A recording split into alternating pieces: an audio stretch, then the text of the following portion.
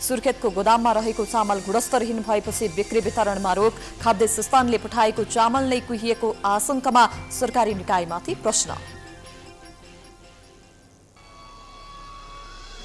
सप्तरीमा पानीमा डुबेर मृत्यु हुने घटना वृद्धि। चालु आर्थिक वर्षको 8 महिनामै 11 बाल-बालिका सहित 19 जनाको ज्यान गयो।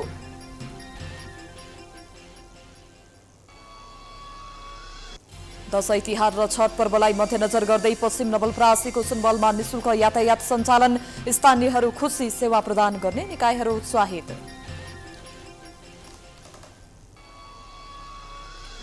कर्णाली प्रदेश राजधानी सुर्खेतमा रहेको 4 लेन सडकको कालोपत्रे भत्किएपछि दुर्घटनाको जोखिम। निर्माण सम्पन्न गरेको 3 वर्ष पनि नटिकेपछि स्थानीय आक्रोशित।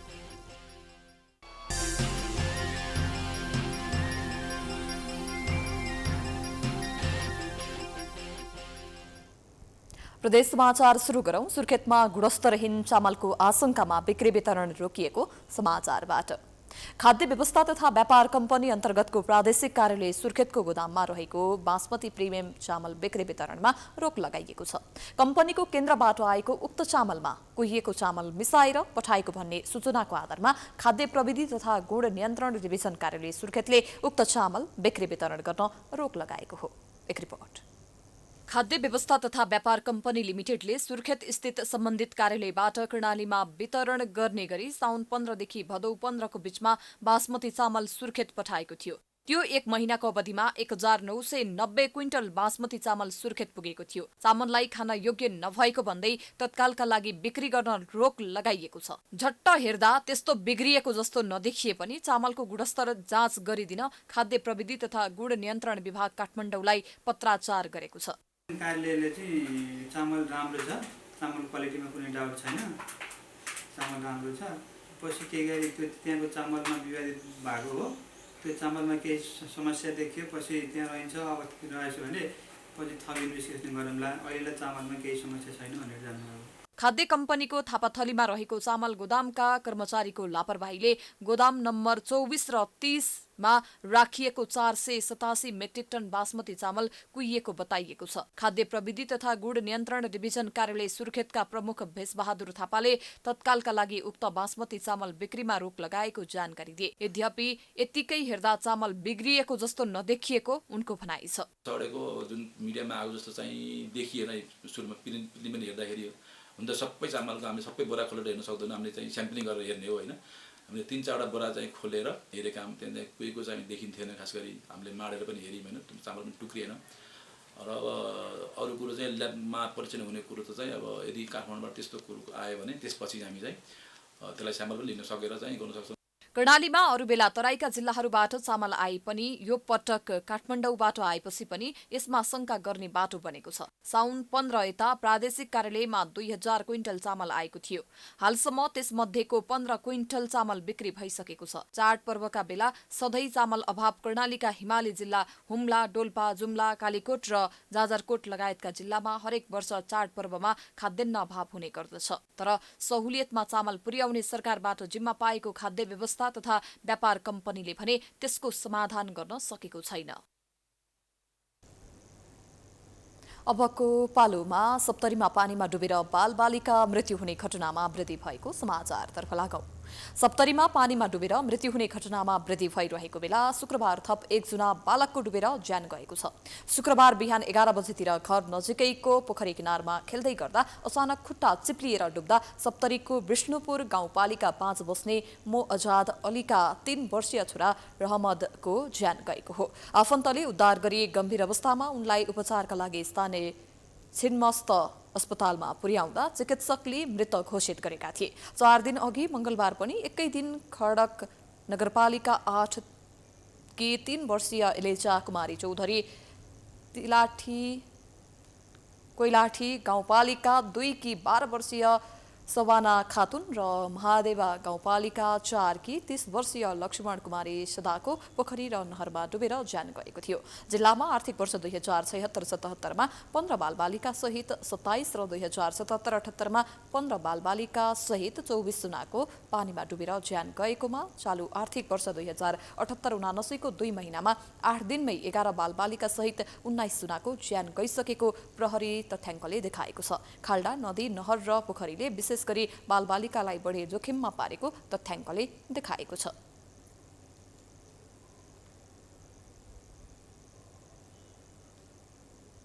प्रदेश समाचारमा पालो भएको छ विश्रामको।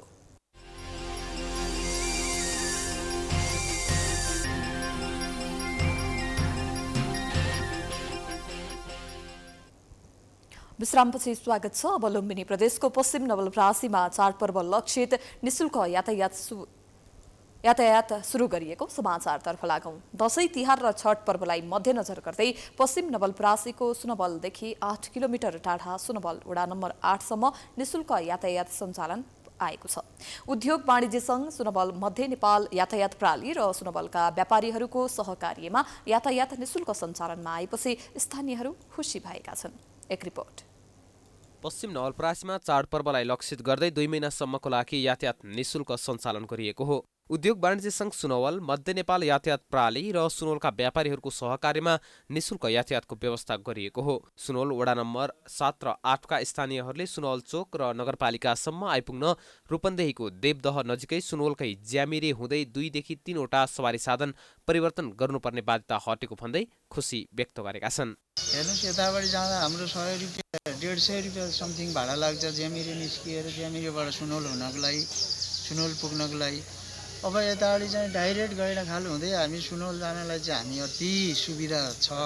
अहिले यो मध्य नेपालले यो कार्यक्रम ल्याएकोमा चाहिँ हामी सुनवलसँग चाहिँ आबद्ध भएर हामी चाहिँ उद्योग वाणिज्य सँगसँगै व्यापारहरू त्यहाँ जाँदाखेरि हाम्रो चाहिँ नगरपालिकामा जोडिने कामहरू, नगरपालिकासँग चाहिँ लिने सुविधाहरूमा चाहिँ हामी यो बाटो चाहिँ गयो भनेदेखि हामीलाई चाहिँ सुविधा पनि हुने थियो र छोटो पनि पर्ने थियो र यो काम गरेकोमा मैले चाहिँ नि एकदम सराहनीय मान्दै र चाहिँ उद्योग वाणिज्यसँगलाई धन्यवाद दिन चाहन्छु। शुक्रबारदेखि यातायात सञ्चालनमा आएपछि व्यापारीहरू पनि उत्साहित भएका छन्। सुनवल 7 र 8 का स्थानीय र व्यापारीहरू रूपन्देहीमा नभई सुनवलमै आबद्ध हुनुपर्ने भन्दै यातायात सञ्चालनले महत्त्वपूर्ण भूमिका खेल्ने व्यापारीहरूले बताएका छन्। यातायात सशुल्क वा निशुल्क जे भए पनि यसले निरन्तरता पाउनुपर्ने व्यापारीहरूको भनाइ छ। हिजो दिनमा पक्कै पनि यसले व्यावसायिक रूपमा चाहिँ एउटा चाहिँ नाता त सम्बन्ध त जोड्छ नै हैन।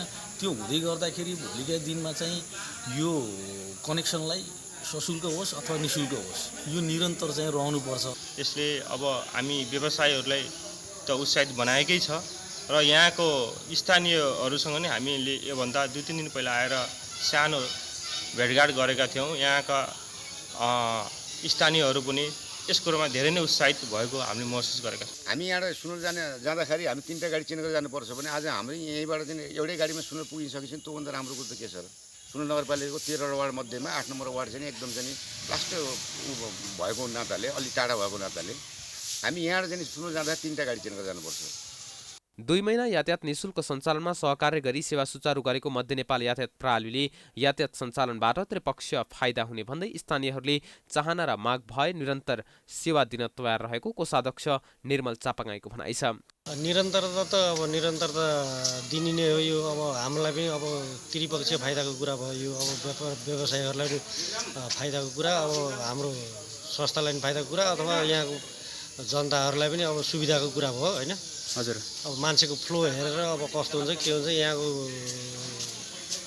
स्थानीयहरूले यदि चाहनुहुन्छ भने हामी सेवा सधैँभरि सेवा दिन तयार छौँ। यता यातायात सञ्चालनमा अग्रणी भूमिका खेलेको उद्योग वाणिज्य संघले सुनवलमा व्यापार व्यवसाय गर्न र नगरपालिकाको कामकाजलाई समेत मध्यनजर गरेर निशुल्क यातायात सञ्चालनमा ल्याएको जनाएको छ। सुनवल नगरपालिकाको 7 र 8 भौगोलिक हिसाबले अलिकति टाढा भए तापनि हामी मन जोडेको र यहाँको व्यवसायीहरूलाई सुनवल चोकमा आएर व्यापार व्यवसाय गर्न र धेरै कुराहरूमा सरकारी कामको लागि पनि अलि अप्ठ्यारो महसुस गरेर अब हामी 7 र 8 को व्यवसायलाई पनि सुनवलसँग जोड्नुपर्छ भन्ने हिसाबले हामीले आजदेखि यो चाडबाडलाई मात्र लक्षित गरेर होइन, आजदेखि हामीले लगभग 2 महिनासम्मको लागि निशुल्क यात्रा हामीले गराएको। निशुल्क यातायात सञ्चालन गरेपछि जनप्रतिनिधिहरू समेत खुसी भएका छन्। हामीले बाटोको व्यवस्था गर्ने र यातायात सञ्चालन गर्ने यो 7-8 नभइकन अहिले हालको रामग्राम 18 बन्जारिया र रामग्रामको 14 नम्बर वार्डलाई सहित यस यातायातले सुविधा दिनुभएको हुनाले यो अति सराहनीय काम छ। भौगोलिक रूपमा सुनवल चोकदेखि टाढा र अपाई पर्ने सुनवल 7 र 8लाई सुनवल चोक र नगरपालिकासँग जोड्नका लागि यातायातले महत्त्वपूर्ण भूमिका खेल्ने देखिएको छ। जसलाई निरन्तरता दिनका लागि स्थानीयहरू, व्यापारीहरू, यातायात व्यवसायी र जनप्रतिनिधिहरूको निरन्तर चासो र चिन्तन देखिन आवश्यक छ। प्राइम टाइम्स टेलिभिजनका लागि पश्चिम नवलपरासीबाट रमेश कुमार भुसालको रिपोर्ट। अब कर्णाली प्रदेश राजधानी सुर्खेतमा रहेको 4 लेन सडकको कालोपत्रे भत्किएपछि दुर्घटनाको जोखिम बढेको समाचारतर्फ लागौं।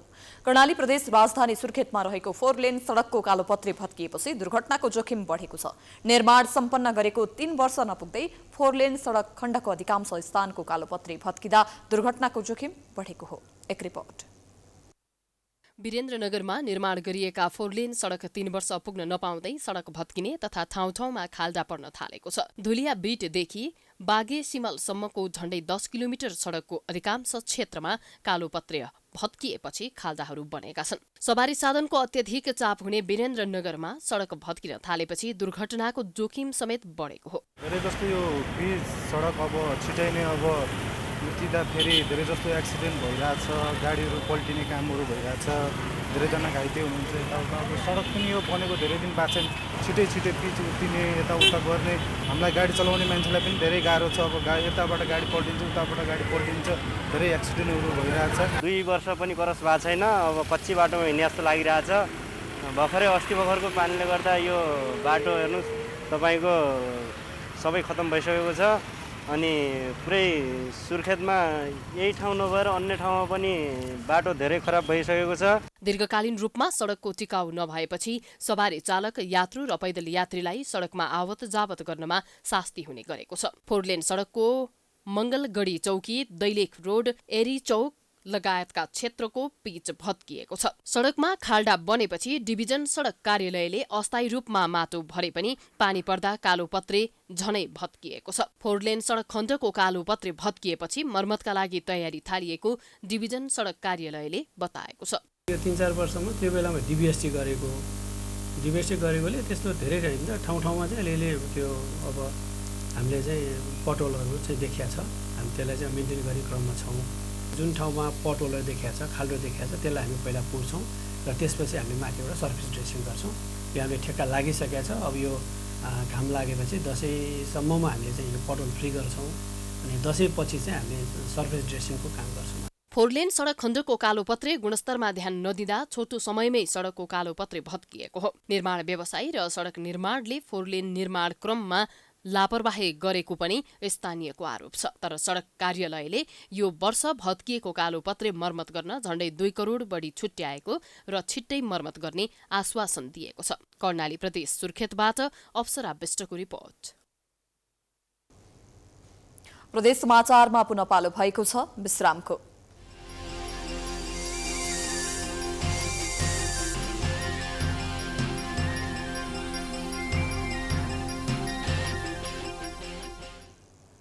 विश्रामपछि पुनः स्वागत छ। अन्त्यमा प्रदेश 1 को भोजपुरमा श्रीराम मिथिला बहुप्राविधिक शिक्षालय निर्माण भइरहेको समाचारतर्फ लागौं। राष्ट्रपति विद्यादेवी भण्डारीको जन्मस्थल भोजपुरको आम्बोटेमा श्रीराम मिथिला बहुप्राविधिक शिक्षालय निर्माण भइरहेको छ। 55 रोपनी क्षेत्रफलमा बनिरहेको शिक्षालयको लागि राष्ट्रपतिले पहल कदमीसँगै निशुल्क जग्गा समेत दिएकी हुन्। प्राविधिक शिक्षालय बन्ने भएपछि स्थानीयमा उत्साह बढेको छ। एक रिपोर्ट।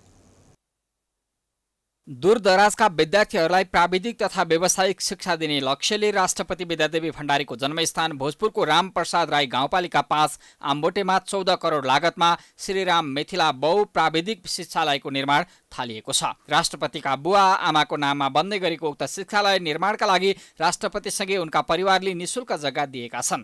55 रोपनी क्षेत्रफलभित्र अहिले करिब 1.5 रोपनी क्षेत्रफलमा बनिरहेको एकाडेमिक भवन निर्माणको काम 40% सकिएको छ। यस्तै महिला छात्रावाससँगै अन्य भवनहरू निर्माण भइरहेका छन्। स्पेशली हाम्रो प्राविधिक शिक्षालय चाहिँ यो दुर्गममा रहेका विद्यार्थीहरूलाई चाहिँ एउटा सहज रूपमा पढ्ने प्राविधिक शिक्षामा सहज किसिमको पहुँच होस् भन्ने हिसाबले चाहिँ 2076 सालमा स्थापना भएको छ। यो चाहिँ हाम्रो अहिले हामी जुन यो एकाडेमिक भवन हो त्यसमा हामीले विद्यार्थीहरूलाई चाहिँ पठन पाठन गर्ने कार्य साथसाथै कम्प्युटर ल्याबहरू प्रयोगशालाहरू सम्पूर्ण हिसाबले चाहिँ एउटा चाहिँ डिप्लोमा लेभलको कार्यक्रमलाई सञ्चालन गर्ने सबै किसिमको चाहिँ प्रविधि अथवा चाहिँ उपकरणहरू राख्न मिल्ने खालको भवन हो। प्राविधिक शिक्षा तथा व्यावसायिक तालिम केन्द्र सिटिभिटीबाट सम्बन्धन पाएको यस शिक्षालयमा तात्कालीन रूपमा बाली विज्ञानको अध्ययन गराइने र माग भएमा आगामी दिनमा थप कार्यक्रम थप्दै लैजाने जनाइएको छ। आफ्नो ठाउँमा राष्ट्रपतिको पहलमा प्राविधिक शिक्षालय बन्ने भएपछि स्थानीयमा उत्साह बढेको छ। प्राविधिक शिक्षालय हो यो। यसले अब यहाँको स्थानीय एउटा अब गरिब निम्न जनताहरू टाढा गएर जो पढ्न शिक्षा लिन सक्दैन थियो उनीहरूले आफ्नो घरको खाना खाएर यहाँ आफ्नो आँगनमा पढ्न पाउँदाखेरि धेरै सहज छ। सरकारी विद्यालय हो, पढाइ सस्तो हुन्छ। टाढा टाढा जानु पर्थ्यो पढ्नको लागि, यहाँ आफ्नै आँगनमा पढ्न पाउँदाखेरि गाउँको एउटा आयस्रोत निम्न आयस्रोत भएको मान्छेहरूको लागि यो त धेरै हाम्रो लागि खुसीको कुरा हो। गत वर्षको फागुनमा निर्माण सुरु भएको शिक्षालयको समापन गर्नुपर्ने अवधि आगामी वैशाख महिनासम्म रहेको छ। निर्माण कार्य तीव्र गतिमा भइरहेकोले तोकिएको अवधिभन्दा अघि नै काम सक्ने निर्माण कम्पनीले दावी गरेको छ। एकाडेमिक भवनतर्फको निर्माण कार्य स्ट्रक्चर र ब्रिक मेसनरीको काम हामी दसैँ अगाडि सम्पन्न गर्नेछौँ र महिला छात्रावासको काम हामी दसैँ अगाडि एउटा फ्लोरको स्ल्याब हाल्नेछौँ र यो चाहिँ धमाधम एडमिसन पनि लिइसकेको हुनाले मङ्सिरमा पढ्न लायकको एकाडेमिक बिल्डिङ हुनेछ। राष्ट्रपतिले आफ्नै ठाउँमा ठूलो लगानीमा प्राविधिक शिक्षालय स्थापना गरिदिएपछि प्राविधिक शिक्षा लिन अन्यत्र जानुपर्ने बाध्यता हट्ने स्थानीयवासीको भनाइ छ। यहाँ एकाडेमिक भवन, छात्र छात्राका लागि hostel, staff quarter, computer lab, प्रयोगात्मक कक्षा भवन लगायतको निर्माण हुने बताइएको छ। प्राइम टाइम्स टेलिभिजनका लागि भोजपुरबाट गणेश विष्टको रिपोर्ट।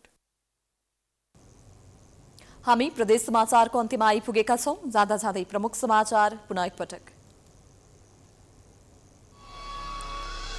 सुर्खेतको गोदाममा रहेको चामल गुणस्तरहीन भएपछि बिक्री वितरणमा रोक। खाद्य संस्थानले पठाएको चामल नै कुहिएको आशंकामाथि सरकारी निकायमाथि प्रश्न।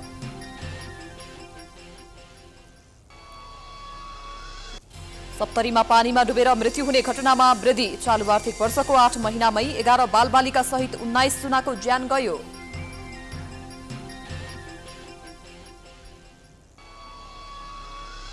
दशैं तिहार र छठ पर्वलाई मध्यनजर गर्दै पश्चिम नवलपरासीको सुनवलमा निशुल्क यातायात सञ्चालन। स्थानीयहरू खुसी, सेवा प्रदान गर्ने निकायहरू उत्साहित।